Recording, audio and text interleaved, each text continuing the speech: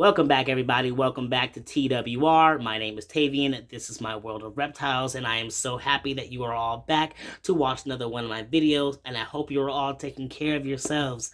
So in the last video, or one of the last videos where I was talking about feeding my boas, I was able to get some footage that I didn't put in that video because it sparked a topic in my brain that I realized that I hadn't actually covered yet. Now, a long while ago, I did talk a little bit about snake anatomies, about the snake anatomy specifically in the mouth when I was talking about the Jacobson's organ. Now, however, when I was watching this little clip that I got of the snakes actually eating, I decided that there was one little part that I really wanted to talk about in depth that I haven't actually covered before. I know I've probably mentioned it in passing, but I haven't gone too deeply into it. And so in today's video, I really wanted to cover that topic. Not only because I haven't covered it, but I also think that it could be super beneficial to anybody who's newly coming into the hobby or who's interested in snakes, because I think it will cover a common question that is often had by people who fit in that category.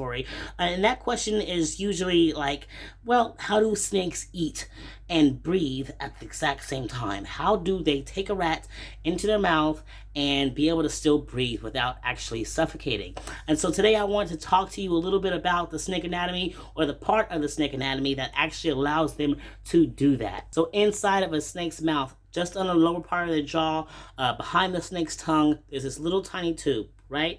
This little tiny tube that is actually connected to their trachea or their windpipe, right? And this allows them to be able to take in air and push air out when they are breathing. But not just that, but they have a little bit of control of this little tube. When they are actively taking a prey into their mouth, they're able to move this tube off to the side, sometimes even pushing it out and around the prey as it is coming in, so that they're able to continue to breathe through the same hole that they're also taking in this rodent. It's pretty wild, and as you can see in the videos that I'm putting over this now, it really just kind of sticks out there, and it's just there, and it's really, if you're really ever watching your snake feed, you can really get a clear shot of it. It's always there. It pushes out and it's pushing off to the side. Sometimes it comes out a little bit further than other times, depending on what you are feeding and how they're trying to eat the rodent. But you are absolutely always able to visually see this when your snake is eating, especially when it gets to a certain point where most of the rat is in, and maybe you only have like the last little bit of the tail, and you can really see that trachea or that glottis sticking out there, just kind of taking in air so the snake can breathe. It's really, really impressive. So when a snake is actively not breathing for whatever reason that may be, whether that's because it just doesn't need to be breathing at that time, or if it's because it's underwater, that little tube, that glottis, which is kind of shaped like this, will then close in a vertical like line and prevent air from coming in or out. So something to really think about when it comes to snakes and the differences between snakes and ourselves. So snakes, unlike us, do not have this thing called a diaphragm. We have a diaphragm, and it's a very large muscle inside of our bodies that contracts and relaxes, allowing us to inhale and exhale air as we are breathing. Snakes, on the other hand, don't have this diaphragm. What they do have is their muscles, and so they use their upper half of their body's muscles, the muscles around their ribs, to kind of contract and relax and create that same push and pull motion for the air to come in and exit their lungs that we get from our diaphragms. Now, one last little fact that I found out about this little glottis tube that the snakes have in their body that is really cool, and I never really stopped to think about this before. It's definitely just a function that they have, and I've never stopped to think about how it is that they do it.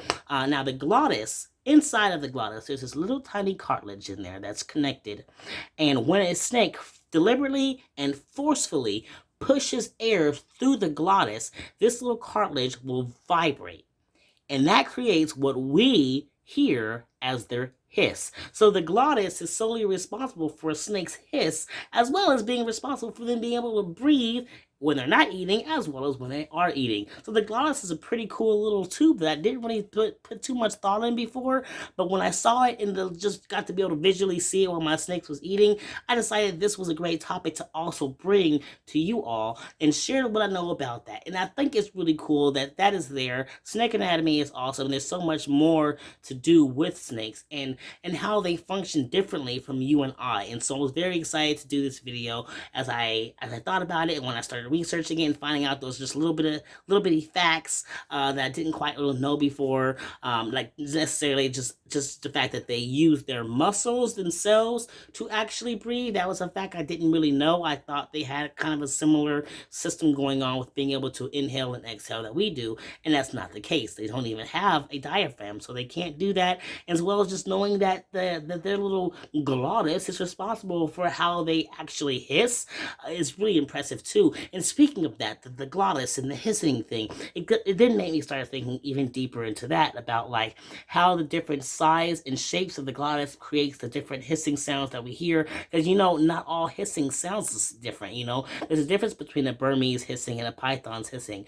There's a difference between like a blood python's hissing or a ball python's hissing or any of those things. There's differences between the different hissings, and it would be fascinating to be able to dive deeper into that and explore like if there's different shapes to that, like to the glottis or that particular little cartilage inside of the glottis that creates the hissing sound. If there's a depth or width or something like that that creates a different sound, just like with musical instruments, they can also be similar like string instruments, but all sound differently based on how the strings are put on there, how they're tightened, the shape of the strings, or the shape of the instrument itself.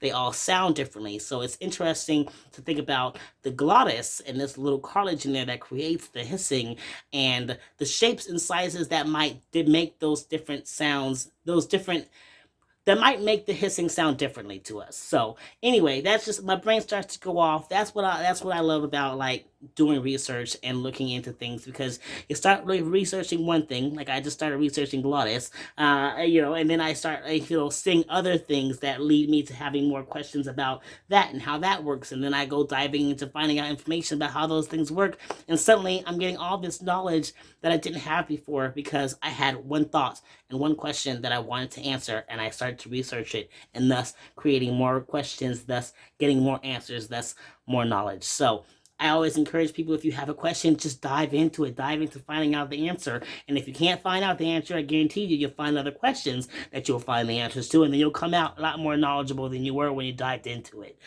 So that's all today. I'm going to go ahead and wrap up this video. I don't need it to be a long one.